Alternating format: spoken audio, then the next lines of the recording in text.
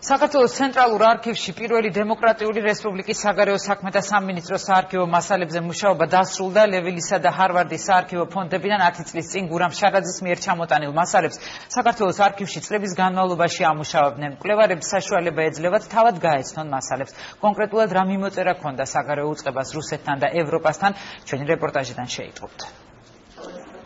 თუკი პირველი დემოკრატიული რესპუბლიკის საგარეო საქმეთა სამინისტროს მიმოწერას გადახედავთ, აუცილებლად თვალში მოგხვდებათ ის განსხვავებული ტონი, რომელიც ევროპაში გაგზავნილ მიმართვებს რუსეთში გაგზავნილი მიმართვებისგან გამოარჩევს.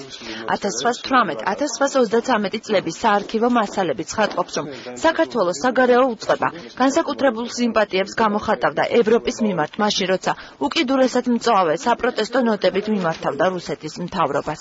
ეს მასალები 2000-იანი წლიდან იმყოფებოდა არქივში, ის ჩამოიტანა გურამ შარაძემ და შემდეგ ჩვენს თანამშრომლებს მოუწიათ კოლოსალური შრომა, რათა პირდაპირ მნიშვნელობით ქაღალდების დასტებიდან შეექმნათ და შეეკერათ საქმეები. ფონდი ასახავს საქართველოს მთავრობის საგარეო საქმეთა სამინისტროს მიმოწერებს, ოფიციალურ წერილებს. დოკუმენტების დაარქივება და ფორმირება საარქივო წესით 10 წლის მანძილზე მიმდინარეობდა. დიდი მოცულობის მასალა 1920 წლის 7 მაისის ცნობილ ხელშეკრულებას მოიცავს, სადაც რუსეთმა საქართველოს გარკვეული პირობების შემდეგ აღიარა.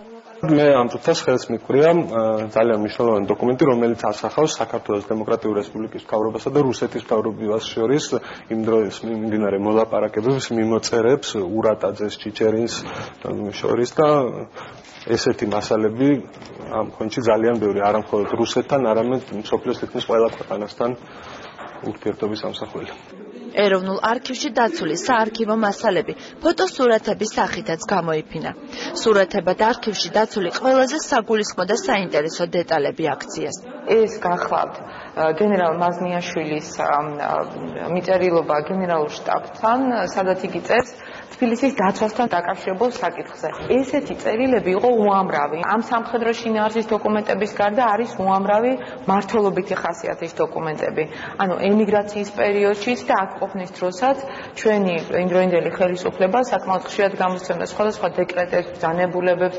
მიმოწერა, რომელშიც ნათლად ჩანს წინააღმდეგობებით სავსე რუსული პოლიტიკა და საქართველოს მისწრაფებები ევროპის მიმართ ცენტრალურ არქივში ახალ მკვლევარებს ელის.